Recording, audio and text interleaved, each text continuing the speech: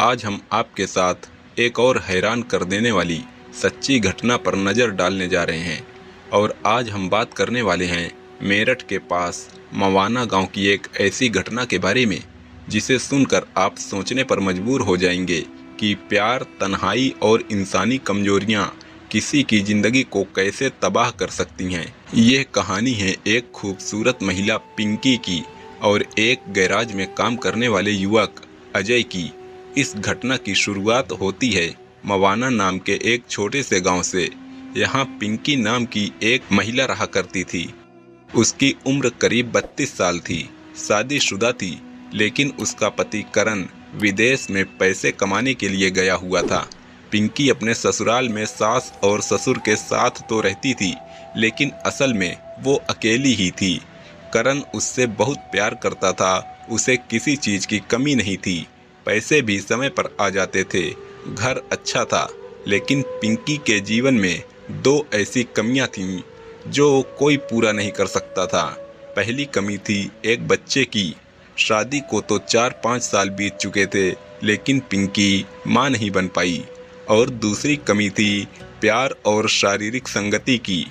करण साल में एक बार ही आता था, और आता भी तो कुछ ही दिनों के लिए। पिंकी की इच्छाएं अधूरी रह जाती थीं।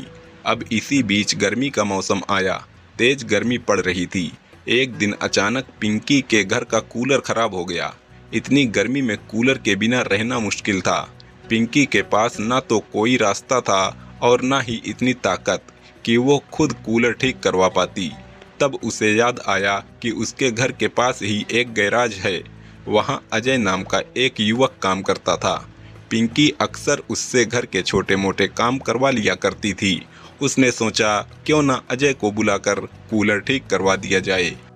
पिंकी ने अजय को फ़ोन किया। बातचीत में अजय ने कहा कि उसके पास दिन में समय नहीं है, शाम को आ सकता हूँ, लेकिन अगर देर हो गई तो रात आपके घर पर ही रुकनी पड़ेगी। पिंकी ने कहा कोई बात नहीं, तुम आ जाओ, शाम को आना और रात को यहीं रुक जाना। अजय ने हाँ कर दी, लेकिन दरअसल अजय के मन में तो कुछ और ही चल रहा था। वो पहले से ही पिंकी पर अपनी नज़र गड़ाए हुए था।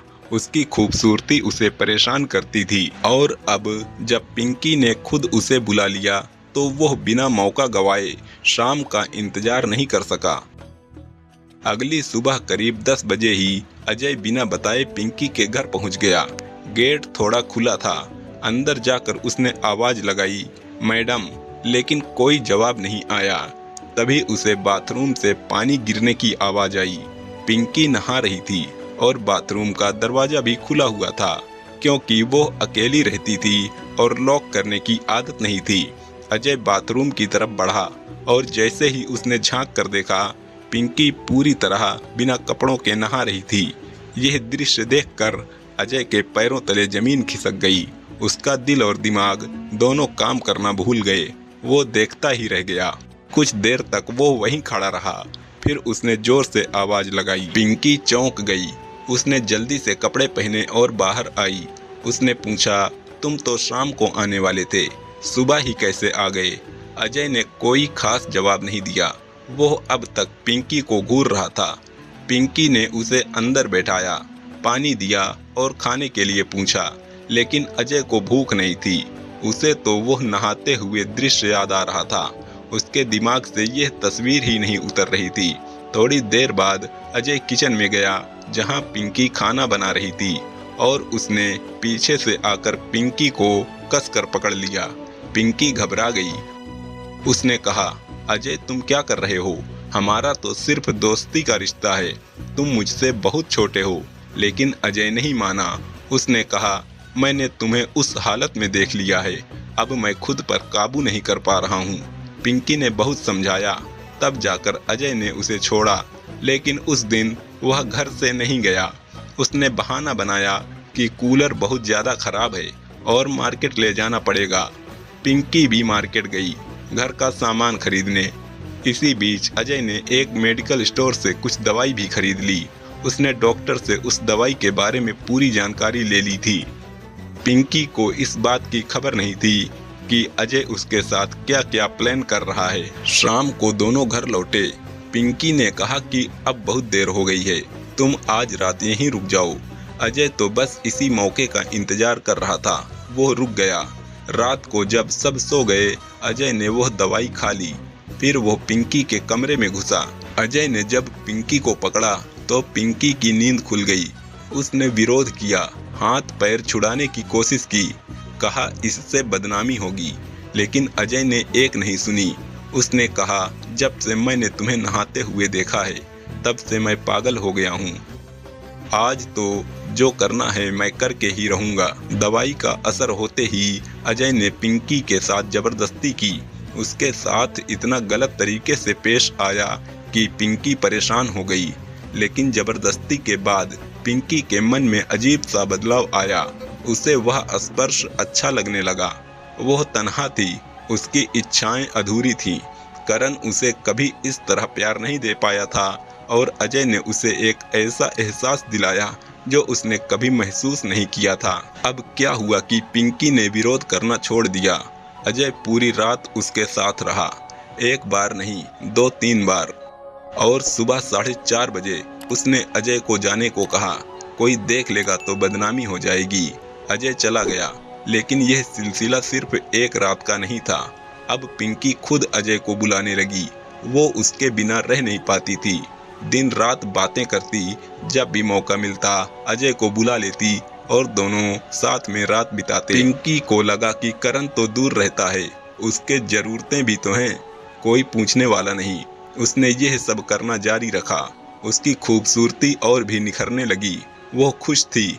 आखिर उसे वो मिल गया था जो करण कभी नहीं दे पाया। समय, प्यार और शारीरिक संतुष्टि। इधर विदेश में रहकर करण को कुछ तो महसूस होने लगा था। पहले पिंकी जब उससे बात करती थी बहुत उत्साहित रहती थी। अब वह बातें कम हो गई थीं। ठंडापन आ गया था। करण को चैन नहीं मिल रहा था। उसने ऑफिस से छुट्टी ली और बिना बताए घर लौट आया। घर आके भी उसे वही ठंडापन मिला। पिंकी उससे पहले जैसा व्यवहार नहीं कर रही थी। जब करण उसे कहीं घूमने चलने को कहता तो वो उसे मना कर देती। रात को जब करण प्यार से संबंध बनाना चाहता तो पिंकी उससे दूरी बना लेती। अब करण को पक्का यकीन हो गया था कि कुछ तो गड़बड़ है। उसने पिंकी से झूठ बोला कि वो किसी रिश्तेदार के यहाँ जा रहा है, शाम तक लौटेगा। लेकिन असल में वो कहीं नहीं गया, वो घर के पास ही छिप कर रहा। करण के जाने के आधे घंटे बाद ही पिंकी ने अजय को फ़ोन लगा दिया। उसने कहा, जल्दी आओ, मैं तुम्हारे बिना नहीं रह सकती। अजय तुरंत गैराज बंद करके पिंकी के घर पहुंच गया। दोनों अंदर गए, बेडरूम में जाकर अपने काम में लग गए और तभी करण घर के अंदर आ गया। उसने अपनी पत्नी को अजय के साथ आपत्तिजनक स्थिति में देखा। करण का दिमाग खराब हो गया। वो भूल गया कि यह उसकी पत्नी है, भूल गया कि उसने इससे प्यार किया था। उसने वहीं रखी एक कुल्हाड़ी उठाई और अजय पर दे मारी। एक ही वार में अजय वहीं ढेर हो गया। उसकी मौत हो गई। पिंकी जब उसे मरता देखकर चीखी और करण पर झपटी तो करण ने उसे भी मार डाला। उसी कुल्हाड़ी से 2 लाशें फर्श पर थीं, पिंकी और अजय। जिस पिंकी ने तन्हाई में प्यार तलाशा था वो खुद अपने ही पति के हाथों मारी गई। इसके बाद करण ने खुद को पुलिस थाने जाकर सरेंडर कर दिया। उसने सब कुछ कबूल कर लिया। क्या उसे सज़ा मिलेगी, कितनी मिलेगी, ये तो अदालत तय करेगी। दोस्तों, इस पूरी घटना में जो सबसे दुखद है वो ये है कि यहाँ कोई भी पूरी तरह निर्दोष नहीं था। पिंकी तन्हा थी लेकिन उसने सही रास्ता नहीं चुना। अजय जवान था लेकिन हद से आगे चला गया। करण ने पत्नी से धोखा खाया लेकिन हत्या करना क्या सही था? इस घटना को सुनाने का मकसद किसी को दुखी करना नहीं बल्कि आपको सतर्क और जागरूक करना है। हमारा उद्देश्य ये है कि आप इससे कुछ सीखें और सावधान रहें। इस पूरी घटना पर आपके क्या विचार हैं, हमें कमेंट में ज़रूर बताएं। और अगर आपको हमारी मेहनत पसंद आई हो तो कृपया वीडियो को लाइक, शेयर और कमेंट करना ना भूलें। और हमारे channel the dark files unlimited को सब्सक्राइब ज़रूर करें। धन्यवाद।